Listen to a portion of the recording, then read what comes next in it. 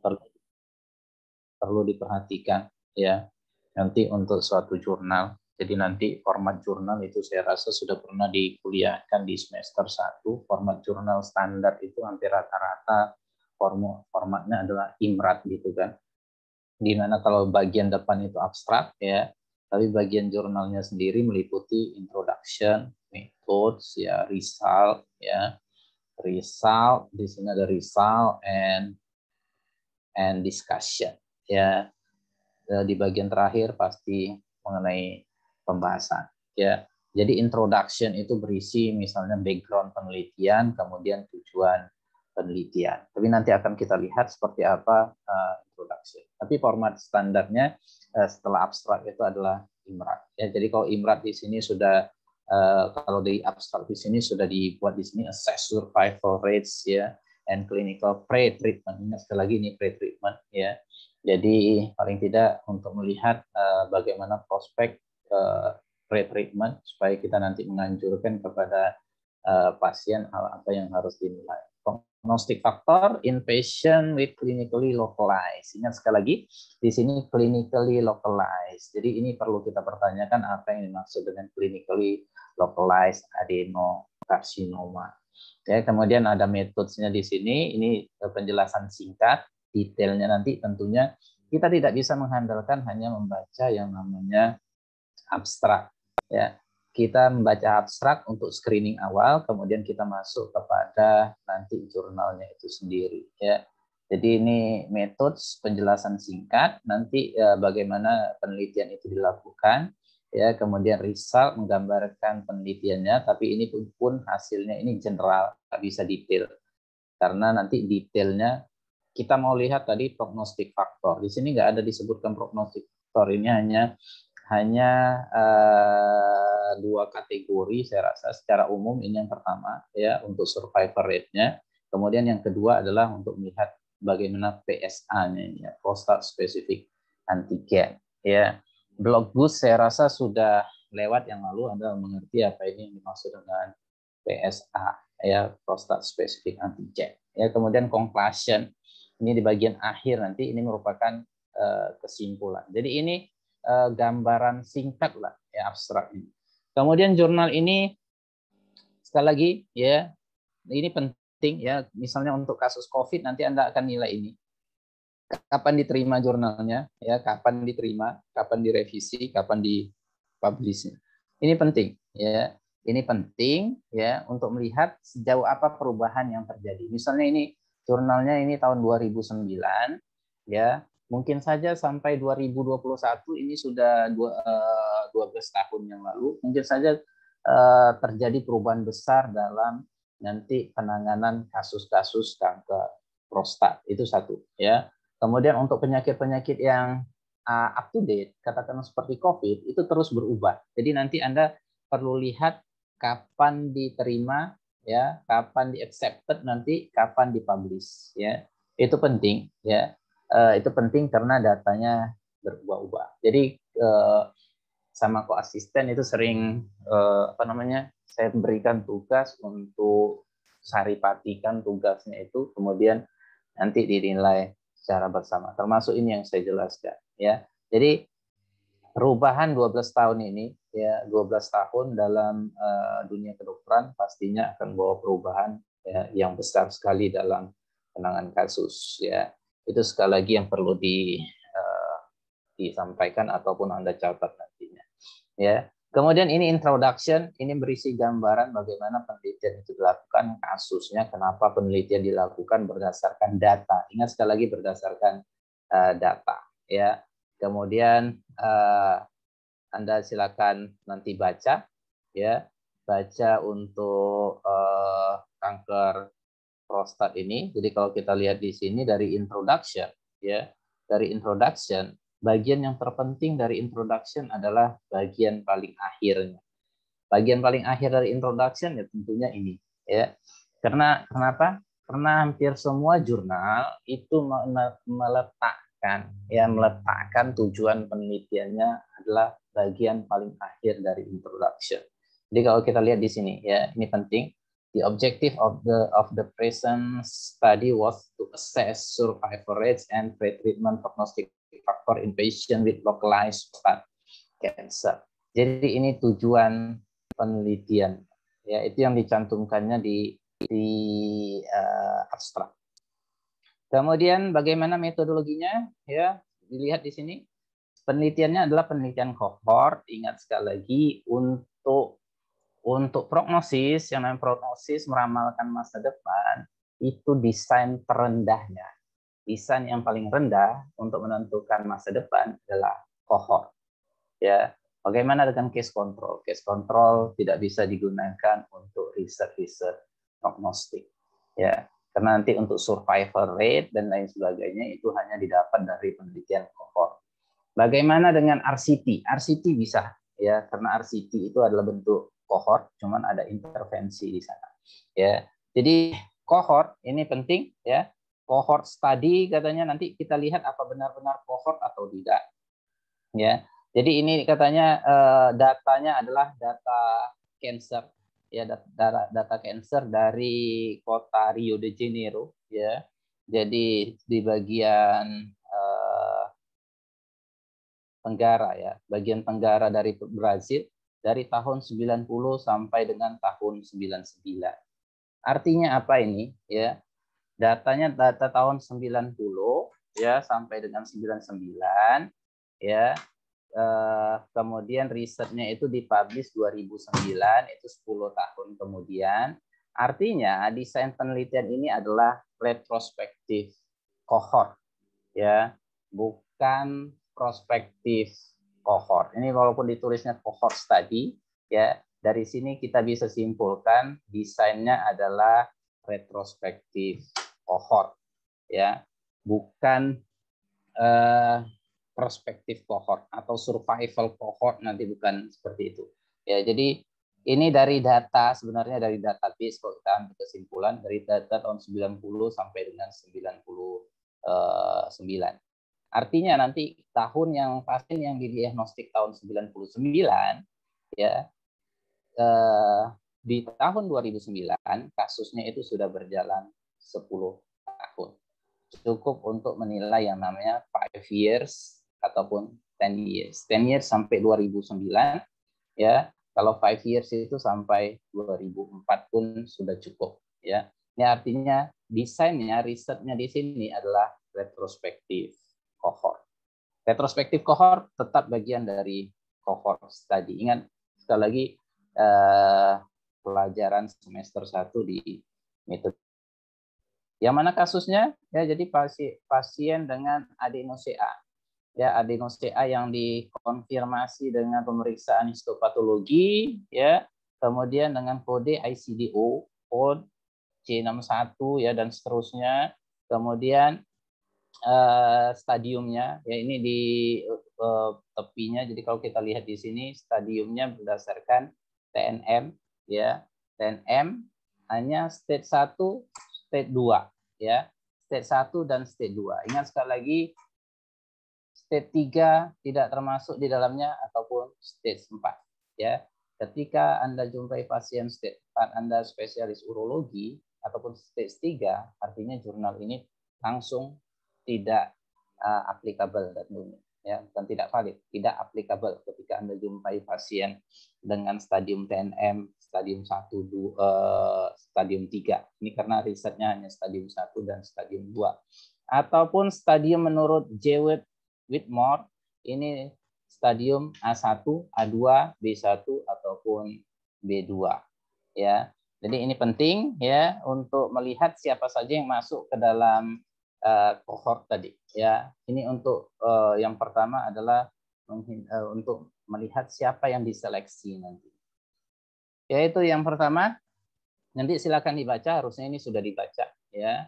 Kemudian pasien tanpa informasi ini pastinya harusnya dikeluarkan ya, dikeluarkan, tidak ini ya, or exclude, tidak dikeluarkan, tidak termasuk ya.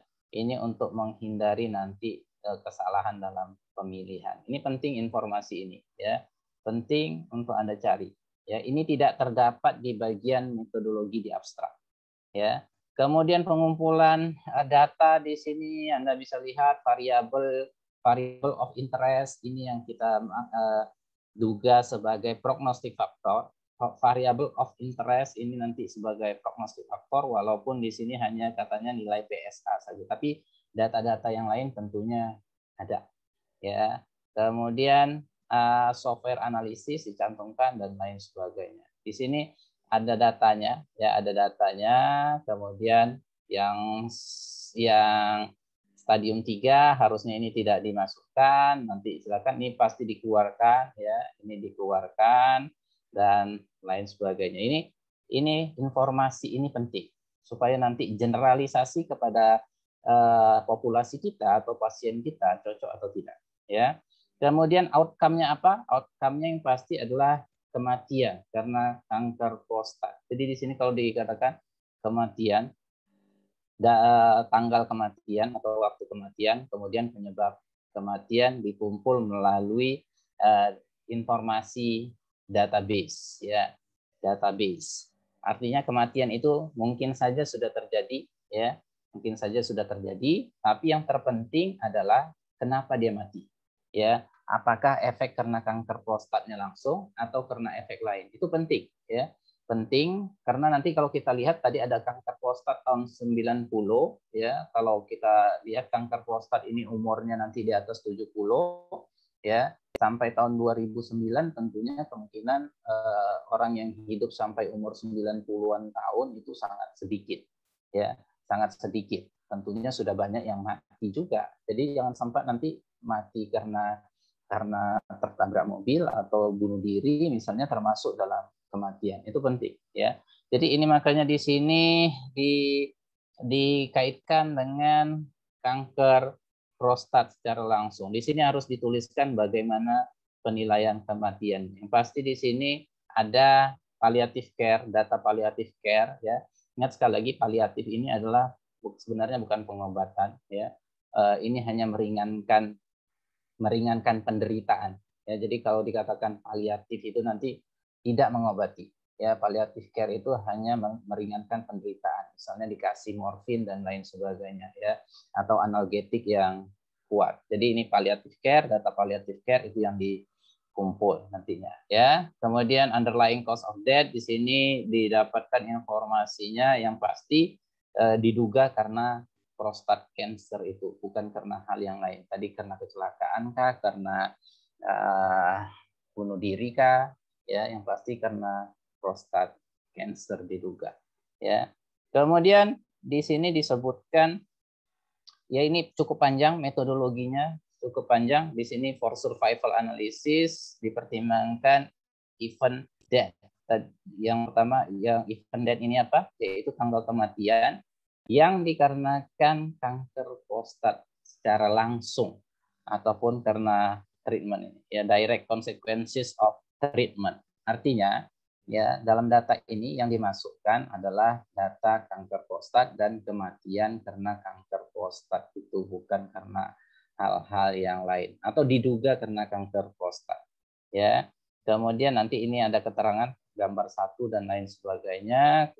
Ini pelibatan survival cohort-nya nanti, ya. Kemudian di bagian metodologi juga hal yang harus dicari adalah analisisnya. Untuk mengetahui prognostik faktor tentunya harus melalui analisis tertentu. Di sini sudah disampaikan, ya, melalui Cox proportional hazard model, ya. Tidak dengan metodologi tertentu yaitu Schoenfeld dalam hal ini, ya. Ini penting. Artinya untuk mengetahui apakah sudah dilakukan adjustment atau tidak. Nanti kita yang pertemuan yang lalu kita berbicara mengenai adjustment. Jadi adjustment itu penting melalui yang di sini yang pasti multiple analisis multivariat namanya, analisis multivariat. Artinya nanti banyak faktor yang mempengaruhi outcome, banyak faktor yang mempengaruhi kematian, ya. Itu variabelnya diidentifikasi kemudian dianalisis, ya. Kemudian, ya, ini juga penting poin ini, ya. Poin ini, the study followed the required standard of the Declaration of Helsinki. Ya, ini penting ya, ini untuk etika penelitiannya.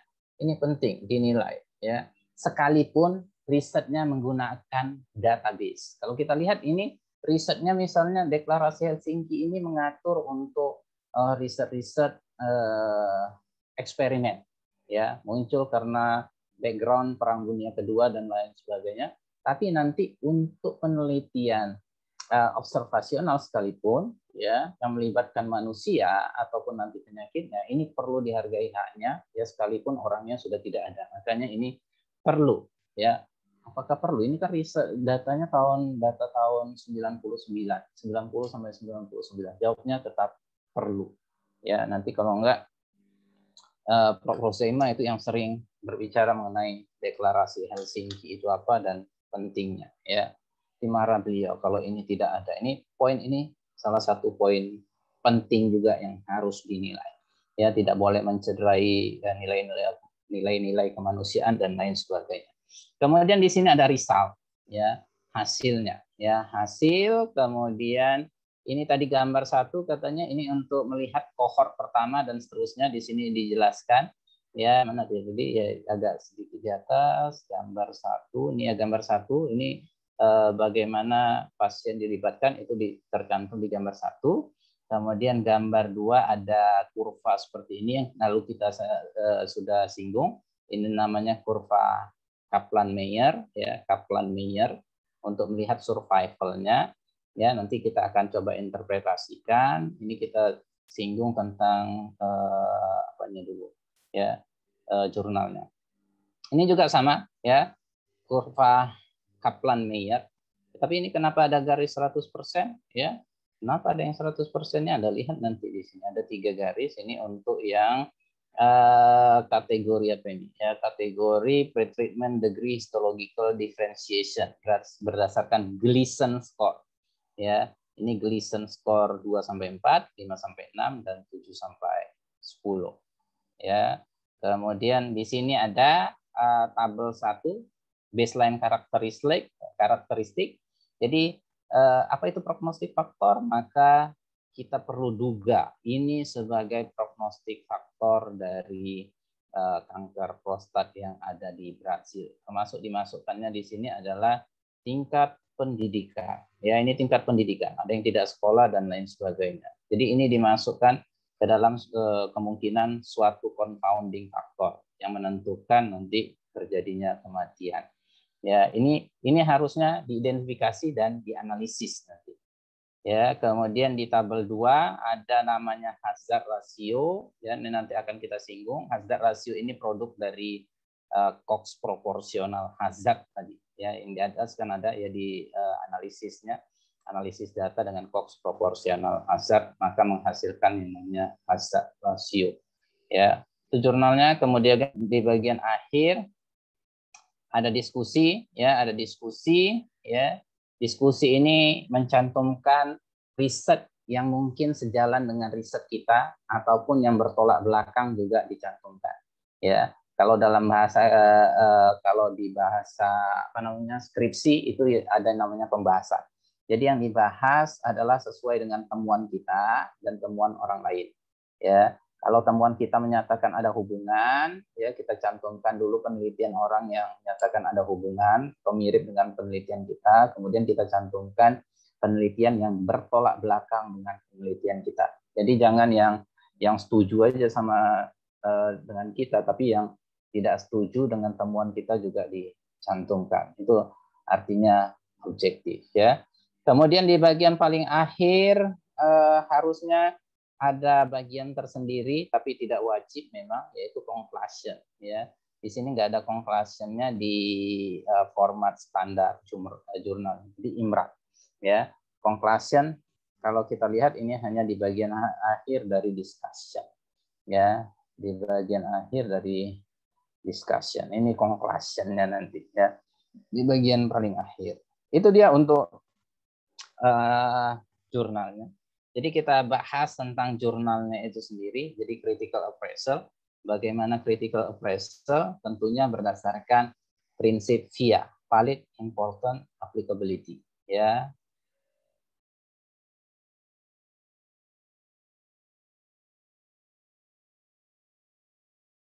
Ini dia, ini jangan dilupakan.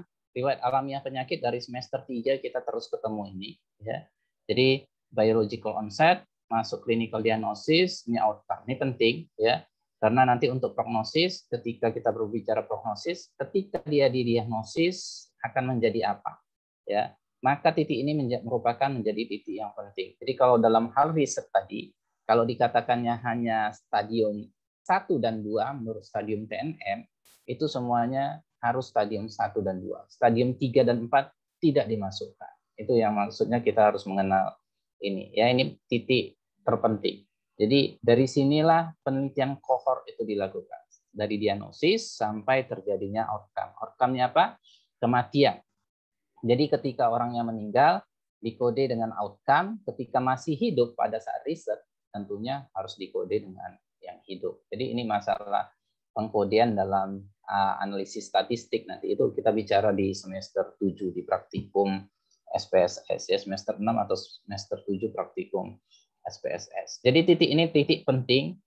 Inilah dimulai di mana kohort itu, exposure itu diamati pada saat diagnosis akan menjadi apa. Ya, itu ada dua cara, yaitu dengan inception cohort ataupun survival cohort. Ya, tadi konteksnya secara desain dia retrospektif cohort, maka seharusnya untuk inception cohort itu bisa dilakukan, tidak hanya survival cohort, ya karena datanya sudah lengkap. Ini dia caranya, valid, important, applicable, ya, via, ya, via. Jadi ada beberapa alat bantu untuk valid. Yang pertama mengenai pemilihan sampel supaya tidak ada yang namanya selection bias. Kemudian lihat follow up-nya sudah mencapai target riset atau tidak dalam hal ini. Kemudian yang ketiga, ya ini untuk menghindari yang namanya measurement bias, ini selection bias, ya ini untuk melihat tadi saya sampaikan apakah sudah tercapai. Satu lagi ini sebenarnya untuk melihat apa namanya migration bias, ya. Jadi yang lalu sudah saya anjurkan untuk mencari apa itu yang namanya Will Rogers phenomenon. Nanti silakan cari Will Rogers phenomenon. Karena itu penting dalam riset kohort, ya. Ketika suatu penelitian berlangsung sudah dalam jangka waktu lama, banyak variabel kemungkinan terjadi setelah waktu yang lama, ya. Maka itu dikatakan sebagai migration bias, perubahan ketika waktu lama nanti berpindah, ya, dari teknologi yang klasik kepada teknologi modern, mungkin survival-nya lebih baik. Contoh misalnya tadi kalau di tahun 90, ya, kasus tahun 90, ya, karena teknologinya belum baik, itu tentunya akan membawa pengaruh yang berbeda ketika kasusnya dideteksi tahun 99. Ya, perubahan dunia kedokteran sudah begitu maju dan lain sebagainya. Itu bisa saja terjadi. Itu nanti dalam follow up ini mungkin saja terjadi yang namanya migration bias, ya. Tapi untuk riset-riset tertentu memang tidak semua riset.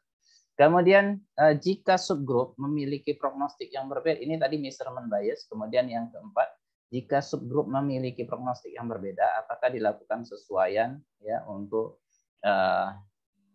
faktor prognostik yang penting dalam hal ini. Ini tujuannya adalah untuk menghindari yang namanya measurement bias, ini untuk menghindari yang namanya confounding bias, ya. Confounding bias, ya. Jadi karakteristik pasien tentunya akan menentukan prognostik. Kita bahas dari aspek jurnalnya. Ini sudah kita lihat tadi, survival of patients with clinically localized. Clinically localized tadi sudah kita singgung sebentar, ya. Kemudian pada kasus prostate cancer, tentunya ini bukan, kalau kita lihat baca seperti ini populasinya bukan populasi perempuan, ini populasi laki-laki, ya. Jadi jangan kaitkan prostat ini dengan perempuan, pasti laki-laki, sama seperti cervical cancer itu pasti perempuan, Bu, tidak ada laki-laki.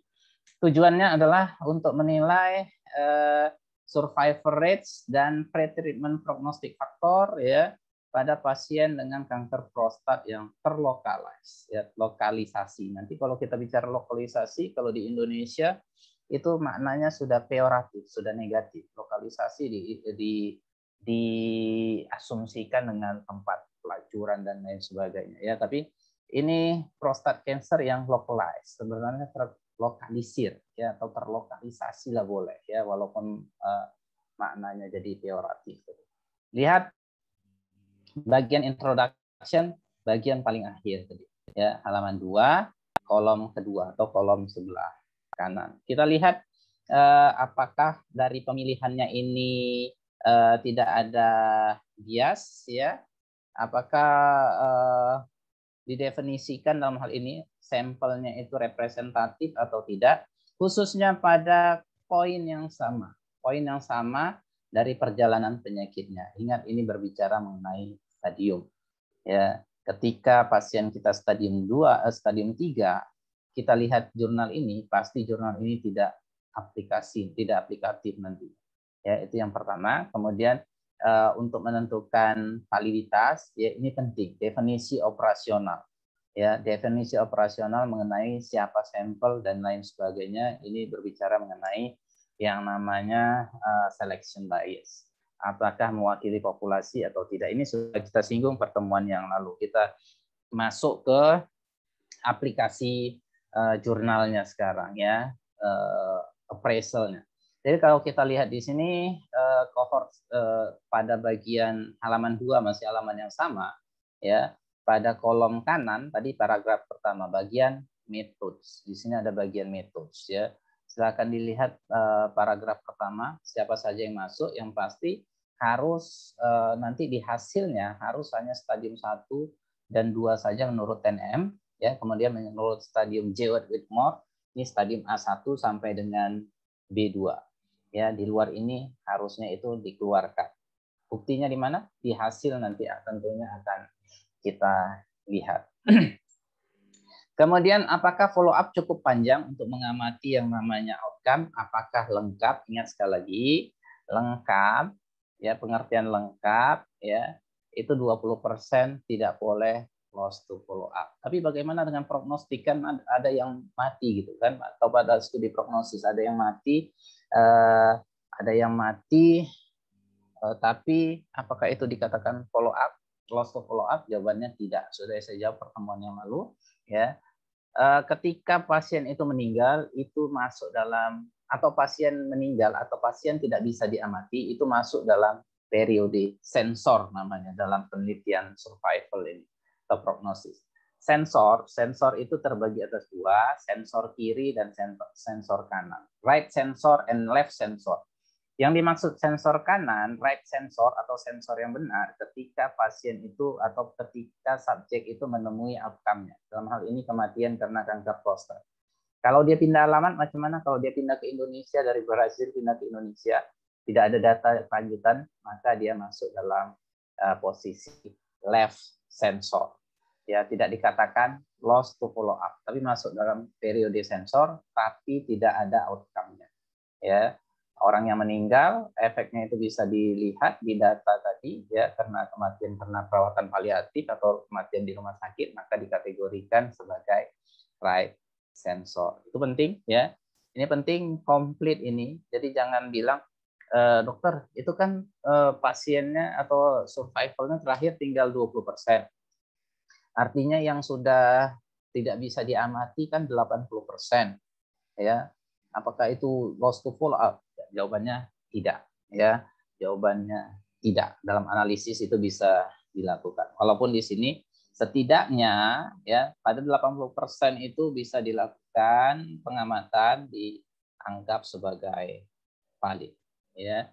Tapi di bagian hasil ya harus disebutkan median atau mean dari follow up. Nanti akan kita lihat ya. Apakah follow up cukup panjang dan lengkap? Yang pasti tadi kasusnya atau datanya, data tahun 90 sampai dengan 99, kemudian data kematian harusnya di atas tahun 90 sampai tahun 99 ya, di atas tahun 99 ya. Jadi di sini data kematiannya yang digunakan adalah data kematian tahun 91 sampai dengan 2006. Dengan menggunakan database tadi, database kematian. Ini sekali lagi menegaskan bahwa risetnya adalah retrospektif kohort, bukan prospektif kohort. Kemudian penyebab kematian yang tidak ada karena prostat cancer atau tidak ada di sini ya, yang tidak ada disebutkan nanti itu dikeluarkan. Jadi ini poin penting, ini ada pada bagian methods paragraf halaman 2 ya, halaman 2 kolom 2 paragraf 5 dan 6. Di sana ada dicantumkan ya. Kemudian follow up itu terakhir adalah tahun 2007 ya, follow up. Sekali lagi ini follow up ini menggunakan database tadi, SIM ini ya. SIM ini nggak tahu kita apa kepanjangannya, yang pasti di sini buatnya Mortality Information Database. Ini mungkin bahasa Portugis karena Brazil menggunakan bahasa Portugis ya. Jadi di sini sebentar kita kembali. Ini berbicara mengenai definisi operasional siapa yang dipilih ya. Kemudian ini juga sama definisi operasional dari long and complete. Di sini mengenai pengukuran ya, tidak bicara definisi operasional lagi tapi berbicara bagaimana mengenai pengukuran. Yang pasti kriterianya dari definisi operasional ini harus jelas. Kapan exposure itu menjumpai atau mendapatkan outcome itu harus disebutkan. Ya, disebutkan di dalam jurnal. Itu tadi kalau kita lihat di yang sebelumnya itu ada di paragraf 6 sudah disampaikan. Atau cara yang kedua, investigator, peneliti membuat judgment, ketentuan bagaimana clinical outcome tetap dalam keadaan bersama. Ini sekali lagi untuk menghindari yang namanya subjektivitas dari si pengukur. Ya, ini berbicara mengenai measurement bias ya.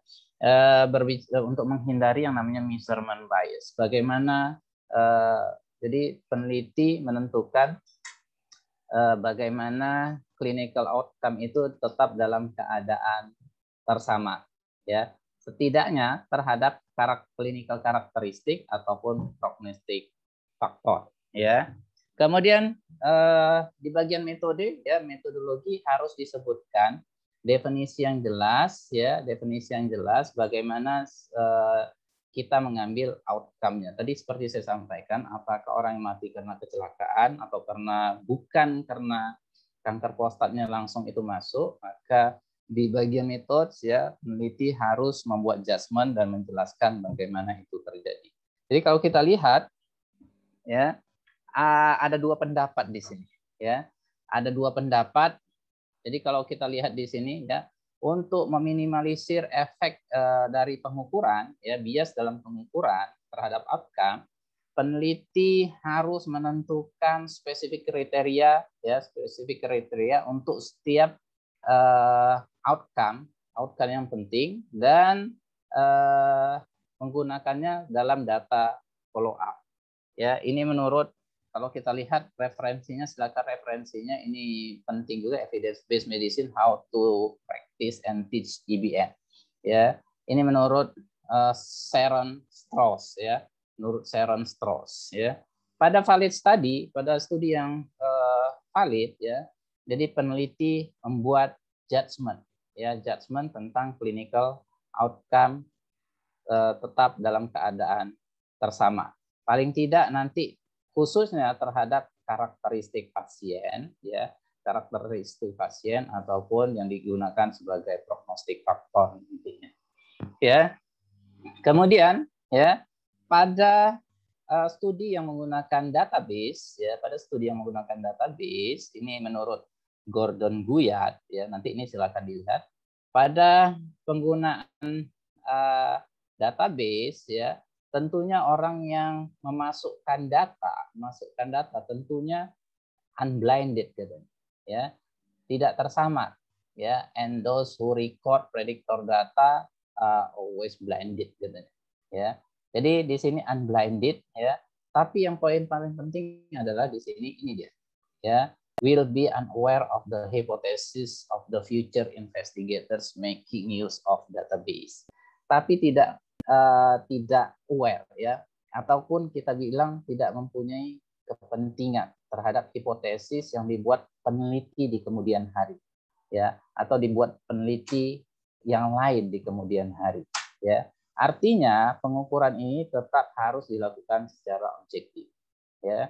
Jadi kalau saya tetap menganggap misalnya penelitian seperti ini menggunakan database tetap blind dalam pengukuran, ya silakan. Kalau Anda berbeda, tapi kan yang masukkan itu dok tentunya paham tentang faktor prognostiknya. Ya nggak masalah Anda bilang ini unblind atau tidak, ya.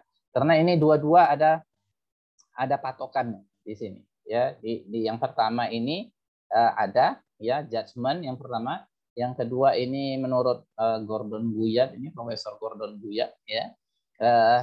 Tapi yang paling penting saya ambil kalimat yang di sini, will be unaware of hypothesis of the future investigators making use database, ya. Tidak mempunyai konflik kepentingan lah waktu dia memasukkan data itu ke dalam database, ya. Untuk amannya, ya, untuk amannya kalau penelitian menggunakan database supaya aman, maka orang yang mengumpulkan data dan memasukkan data tentunya ya tidak unaware, ya, tidak paham atau tidak sadar akan studi hipotesis dari penelitian, ya. Jadi misalnya kalau saya meneliti tentang kanker prostat ini, saya suruh Anda atau saya tugaskan Anda untuk mengambil datanya. Anda tinggal cari misalnya apakah ini karena kanker prostat atau tidak kematiannya, ya silakan Anda cari. Jadi paling tidak Anda tidak tahu tentang hipotesis yang mau saya buat. Jadi itu yang dimaksud dengan poin ini, ya. Jadi kalau saya pribadi tetap menganggap sekalipun penggunaan database, ketika yang mengumpulkan data itu tidak paham, itu tentunya tetap dikategorikan sebagai blind patient. Ya, ini dia ada. Ini yang pertama ya tadi ya, ditentukan sendiri. Ini juga menurut pendapat yang ini ada ya, bukunya atau panduan ini guideline ya, guidelines-nya JAMA User Guide, ini dari JAMA User Guide di bagian prognosis oleh Randolph, ya Randolph, nanti silakan dicari, ya. Tapi yang terpenting adalah menghindari subjektivitas dari pengukuran, ya. Jangan sampai misalnya kalau saya memberikan nilai misalnya, ya memberikan nilai ya ketika saya punya anak misalnya, ya maka ketika nilai yang saya periksa ini anak saya, ya saya anggap mampu padahal sebenarnya dia tidak mampu, itu dikatakan subjektif, ya. Itu harus dihindari, ya. Harus tetap objektif di sini, more objective and unbiased outcome criteria use. Jadi di sini ada panduan yang dibuat oleh Randolph. Kalau kita lihat, silakan Anda lihat nanti di paragraf kelima, ini sudah ada, ya, sudah ada. Tapi walaupun tidak disebutkan siapa yang mengumpulkan datanya. Kalau saya menganggap pertanyaan satu tadi, kalau ya pertanyaan satu, ini yes, ya, was a define, ini saya jawab dengan yes, reasoning ada di sini, ya. Pertanyaan nomor 2, saya jawab juga dengan yes, ya, yes. Pertanyaan ketiga tadi ini ya, were objective outcome criteria applied in blind patient, saya jawab yes juga, ya, karena nggak tahu yang memasukkan data itu waktu kematian karena kanker prostat ini siapa, ya. Kemudian ini diambil oleh peneliti yang sekarang, ya. Ini saya jawab dengan yes juga. Anda boleh jawab no, tapi Anda harus siapkan argumentasi kenapa. Ini argumentasinya yang bisa Anda gunakan, ya, yang di atas ini. Yang di atas sebelumnya ini argumentasi yang bisa Anda gunakan untuk menjawab pertanyaan.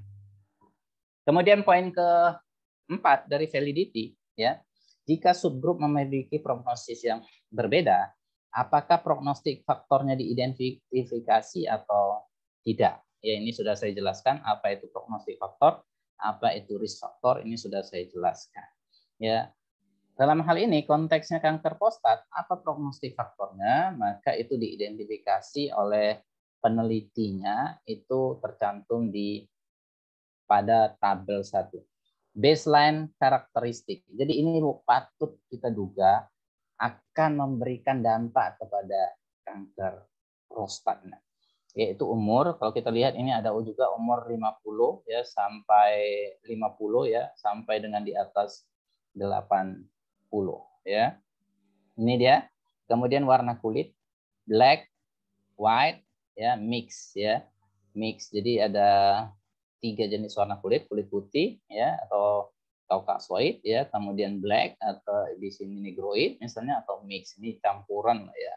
Campuran. Kemudian nationality juga dinilai ya, Brazilian, Portugis atau yang lainnya ya. Kemudian tempat perawatan ya, city kota didiagnosis juga dinilai. Kenapa ini dinilai?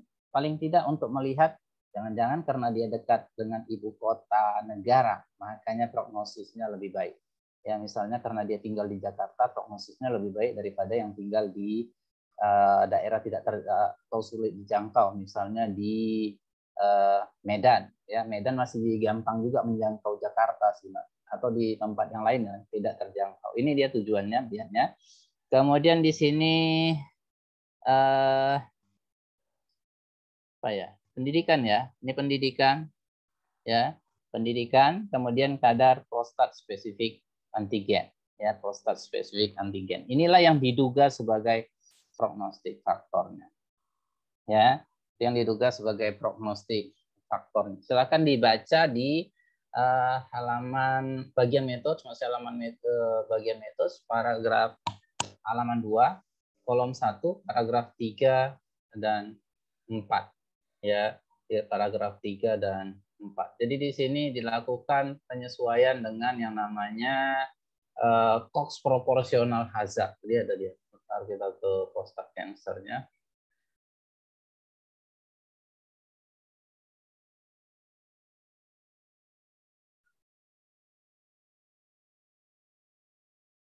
Ini ya, cara mengetahui dilakukan sesuaian atau tidak, caranya sebenarnya sederhana.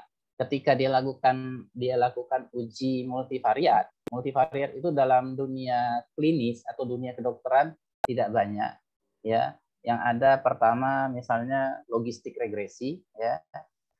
Logistik regresi nanti hasil ukurnya odds ratio.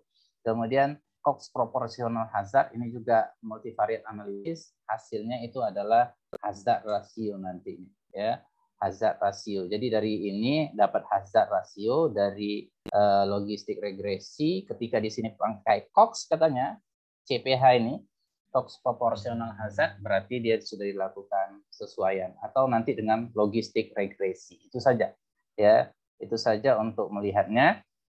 Kemudian apakah tadi ya valid ya, kalau menurut saya itu valid komponen-komponennya. Pertanyaan 1 yes, pertanyaan 2 yes, pertanyaan 3 yes, pertanyaan 4 tadi apakah dilakukan sesuaian, jawabannya ya. Ya dengan analisisnya kita bisa lakukan sesuaian terhadap prognostik faktor ya. Ini sudah saya bahas yang lalu. Yang pertama bertanya berapa besarnya ya. Jadi overtime ini jangan dinilai. Yang satu berapa outcome, berapa besar outcome-nya. Yang kedua, berapa confidence interval, precise ya. Ini berapa confidence intervalnya. Dari aspek angka penting atau tidak. Ya, apa yang menunjukkan yang namanya magnitude atau besar nilai outcome-nya? Yang pasti yang pertama kita bisa lihat survival rate ya. Survival rate 1 year, 5 years ya, 10 years dan lain sebagainya. Kemudian ada mean, median time, length of follow up dan lain sebagainya. Ini untuk melihat yang namanya median survival. Kita sudah lihat pertemuan yang lalu apa itu median survival. Bisa saja penyakit dengan prognosis yang sama dari aspek survival rate, tapi median survivalnya berbeda ya. Kemudian ada event curves ya, ini Kaplan-Meier curves ya. Nanti ada effect size. Effect size ini tak banyak dalam dunia kedokteran ya, sedikit sekali. Yang pertama hazard ratio. Hazard ratio ini sama dengan rate ratio. Rate ratio ini relatif risk. HR sama dengan RR. Anda boleh sebut ini rate ratio ini sebagai relatif risk ya, atau risk ratio. Sama saja. HR, RR, OR. Satu lagi adalah PR ya, prevalence ratio. Tapi prevalence ratio hanya dari research cross seksional, ya. Hazard ratio, rate ratio ini kedua ini harus wajib kohort, ya. Odds ratio ini bisa cross seksional, bisa case control, dan bisa penelitian kohort, tetap didapat odds ratio, ya. Tapi untuk case control dia hanya punya nilai odds ratio saja. Dia tidak didapatkan nilai hazard ratio ataupun rate ratio. Kemudian poin kedua, berapakah confidence interval? Precise, maka kita berbicara tentang confidence interval.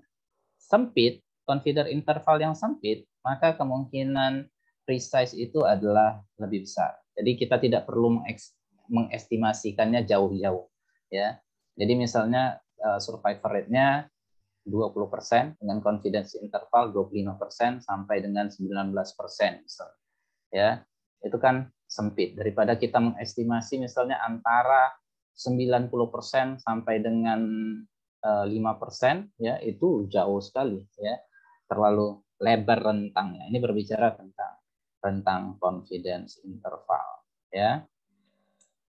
Dalam riset, bagaimana kalau kita lihat dalam riset ini, silakan Anda lihat ada di sana dicantumkan 5 years dan 10 years survival rate. Jadi kalau kita lihat 5 years, tentunya kita ambil titik tengah ini, ya. Mudah-mudahan kursor saya ini terlihat oleh Anda juga, ya, karena saya nggak tahu sistem dari Zoom ini. Jadi ini dia 5 tahun, kita ambil garis 5 tahun, ini maka kita lihat 5 years survival rate, ya. Jika ambil garis 10 tahun, ya, kita lihat survival rate 10 tahun. Berdasarkan apa? Ini berdasarkan dua, ya. Yang pertama ini prostatektomi dengan pembuangan atau pengangkatan prostat, yang kedua dengan ditambah dengan radioterapi, ya. Jadi kalau hanya radioterapi, ya, ini prostatektomi. Jadi kalau kita lihat sepintas, ya, bahwa prostatektomi ini lebih baik survivalnya dibandingkan dengan radioterapi. Dari mana kita tahu? Karena ini berbeda antara kedua grafik. Kita sudah berbicara kalau grafik ini bersilang, ya, ada terjadi penyilangan di tengah, maka log rank-nya tidak mungkin signifikan. Jadi kalau kita lihat, lebih baik mana prostatektomi dan radioterapi? Jawabannya tetap prostatektomi, ya. Ini survivalnya di atas dari yang namanya radioterapi, ya. Ini berdasarkan metode terapi, yaitu prostatektomi ataupun radioterapi. Kemudian bagaimana dari karakteristik yang lain, seperti misalnya kadar PSA. Jadi PSA-nya ini dibagi atas dua kategori dengan cut off point nilai 40. Yang pertama di bawah 40 nanogram dan lebih besar sama dengan 40 nanogram per mililiter.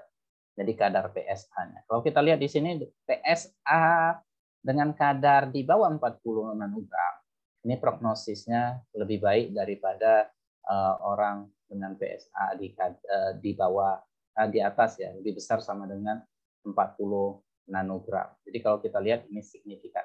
Ini berbeda, ya, berbeda dalam survival. Karena ini indikator pertanda jelek dari kanker prostat, ya. Itu dia, ya. Jadi terapinya di sini hanya ada dua, dari terapinya prostatektomi dan radioterapi. Kalau sampai sekarang masih ini juga yang digunakan. Jadi nanti ini implikasinya kemana? Kepada yang sekarang. Kecuali misalnya metodenya berubah. Bagaimana dengan prostatektomi plus radioterapi? Itu nggak pula digambarkan dalam riset ini, tidak ada. Ini hanya prostatektomi atau radioterapi, ya. Kemudian bagaimana tentang prognostik faktor yang lain, ya, maka kita bisa lihat di tabel 2 ada hazard ratio. Ingat sekali lagi, hazard ratio ini sama dengan relative risk, hanya lebih presis, lebih akurat. Kenapa dia lebih akurat? Karena dia mempertimbangkan aspek waktu, ya, waktu antara paparan hingga terjadi outcome. Jadi kalau kita lihat di sini, ya, ini untuk A, ya, A ini kita lihat crude hazard ratio, B ini, ya, B untuk adjusted. Tadi kita ingin adjusted, ya. Boleh kita interpretasi adjusted, ya. adjusted. Kalau C mana nih? C kategori in which no event was seen during follow up PSA. Jadi ini dengan degree of histological differentiation dengan pemeriksaan PA ini ya, dengan skor Gleason, Jadi kalau kita lihat ya, ini interpretasi ya, perhatikan sekali lagi di sini, ini aja untuk 1 poin, ini nanti sama mengikuti 1 poin, misalnya orang dengan kadar PSA di atas 40 nanogram per mililiter tadi. Jadi orang dengan kadar PSA nanogram ini 3,75 kali beresiko mendapatkan kematian karena kanker prostat. Karena outcome-nya tadi kematian kanker prostat. Saya ulangi sekali lagi. Orang dengan kadar PSA di atas 40 nanogram per mililiter 4 kali beresiko mendapatkan kematian dibandingkan orang dengan kadar prostat di bawah 40. Jadi kita tetap bandingkan dengan yang bawah ini dengan yang atas, reference. Ini kita anggap sebagai reference atau nilai rujukan. Jadi 3,4 kali dibanding siapa? Dibanding orang PSA di bawah 40 nanogram. Ya, dan ini hasilnya signifikan. Dari mana kita tahu signifikan? Ini sudah kita belajar di semester yang lalu. Ketika confidence intervalnya ini tidak memotong angka 1,0 gitu kan, titik 1,0, maka dia dikatakan signifikan. Ini kan tidak memotong 1,0. Kecuali misalnya seperti ini memotong 1,0 nih. Sekali lagi perhatikan untuk degree histological differentiation, Gleason score 5-6, ini nilainya sebagai faktor protektif daripada poorly ya, atau skor Gleason 7-10, tapi confidence intervalnya mencakup angka 1,0 di sini ya. Ini sebelah di kiri angka 1 ya, ini saya bayangkan ini di kiri angka 1 ya. Kemudian sebagai faktor protektif, tapi dia lengan paling atas ini memotong angka 1 ya. Kalau di sini 3,75 dia berada di sebelah kanan angka 1, lengan terbawahnya yang perlu kita perhatikan. Apakah memotong angka 1 atau tidak. Ya, itu dia cara melihatnya. Jadi kalau untuk ini pasti tidak signifikan. Bagaimana dengan yang ini? Ini signifikan tentu. Ya, 1,56 sampai dengan 5,74, tidak memotong angka 1. Ya, ini bagaimana? Ini juga signifikan. Ya, ini berada di kiri angka 1, 0,42 ya. Tapi confidence intervalnya tetap berada di angka confidence interval atasnya yang perlu kita perhatikan. Ini belum memotong angka 1. Ya, itu dia. Kemudian, ya, jadi ini pengertiannya 3,7 kali. Orang dengan kadar PSA di atas 40, 3,7 kali berisiko mendapatkan kematian dibandingkan orang dengan kadar PSA di bawah 40. Kemudian yang perlu lagi, misalnya yang signifikan, misalnya yang di bawah, kalau ini ya, ini nggak ada penjelasannya, nggak ada penjelasan maksudnya secara biologi ya, untuk Gleason score. Misalnya di sini ini tidak signifikan ini contohnya. Kalau kita lihat secara logika, orang yang well differentiated ini harusnya prognosisnya lebih baik dibandingkan orang yang poorly. Ya, tapi secara confidence interval ini antara 0 sampai dengan infinitive. Infinitive itu sangat di sebelah kanan angka 1. Ya, ini artinya tidak logis sebagai faktor prognostik dari riset ini. Ya, dari riset ini. Kalau orang PA menunjukkan hasil yang sebaliknya ya silakan terima. Tapi kalau dari riset ini sepintas kita lihat Gleason score bukan sebagai penentu faktor prognostik. Ya, Jewett-Whitman bagaimana interpretasinya sama juga seperti yang saya sampaikan tadi. Untuk stadium ini B2 tetap dibandingkan dengan nilai rujukan. A2 ini tetap dibandingkan dengan nilai rujukan di sini. Ya, jadi 2,35 dibandingkan dengan yang mana? Apakah dengan B2? Tidak, tapi tetap dengan yang angka 1. B1 dalam hal ini. Itu ya. Kemudian ini untuk orang yang kulit berwarna ya, hazard rasionya adalah 0,4. Artinya apa? Ya, bahwa orang yang kulit berwarna atau selain kulit putih ini 0,4 kali beresiko mendapatkan kematian dibandingkan orang berwarna kulit putih. Artinya warna kulit ini sebagai faktor protektif dari terjadinya kematian, ya, dari kematian. Jadi 0,4. Kalau ditanya berapa resiko orang kulit putih, ya, mendapatkan kematian dibandingkan orang kulit hitam, jawabannya adalah 10/4. Tinggal dibalik saja ini, 10/4. Artinya orang kulit putih beresiko mendapatkan kematian itu 2,5 kali dibandingkan orang kulit berwarna. Ya, bisa saja nanti dalam soal disajikan seperti ini. Pertanyaannya, berapakah risiko orang kulit putih mendapatkan kematian dibandingkan kulit berwarna? Ya, ini bisa saja terjadi, ya, dalam ujian. Itu dia. Kemudian, can I apply this valid important evidence prognostic to my patient? Ini instrumen pembantunya, ya. Apakah pasien dalam riset itu begitu berbeda dengan pasien yang ada di tempat kita? Ini sudah saya jawab, ya. Jawabannya tidak terlalu berbeda. Tapi yang perlu diperhatikan adalah variabel yang lain seperti teknologi dan sebagainya. Apakah evidence ini akan membawa pengaruh dalam Anda menyampaikan kepada pasien? Tentunya iya. Ya, itu dia. Jadi silakan lihat nanti di pembahasan apa yang perlu. Ini saya rasa sudah jelaskan yang lalu. Ini yang terakhir, ya. Ini yang terakhir yang perlu diingat. Ya, sampai kapan ini pun harus diingat. Ya, jadi misalnya di sini pemain bintangnya, yang pasti bintang itu tetap adalah effect size. Dalam hal ini effect size itu tadi sudah saya sampaikan, hazard ratio, relative risk, odds ratio, dan lain sebagainya. Kemudian jangan terpaku sama ini nanti. Ya, jangan terpaku sama p-value di sini. Jadi Anda melakukan riset ketika p-value-nya tidak signifikan, sebenarnya tidak mengapa. Karena yang jadi fokus kita adalah effect size. Kostarnya apa? Ya, bintang pembantunya adalah confidence interval. Ya, kemudian jika diperlukan, ya, jika diperlukan supporting cast, ya, pemain pembantu dalam hal ini adalah adjusted analysis. Ingat sekali lagi, adjusted analysis juga bukan bintang lapangannya, ya. Kemudian ini p-value hanya sebagai hiasan. Jadi jangan takut misalnya riset Anda itu tidak signifikan, ya. Tidak signifikan, karena nanti ada yang tidak signifikan berusaha mengubah data. Ketika mengubah data artinya kita berbohong. Ketika kita berbohong, nanti ada orang lain yang kehilangan datanya nanti. Itu penting sekali untuk diingatkan. Ya, jangan biarkan p-value dan f-statistik ataupun koefisien korelasi mencuri show. Ini yang sering terjadi. Ini yang sering terjadi.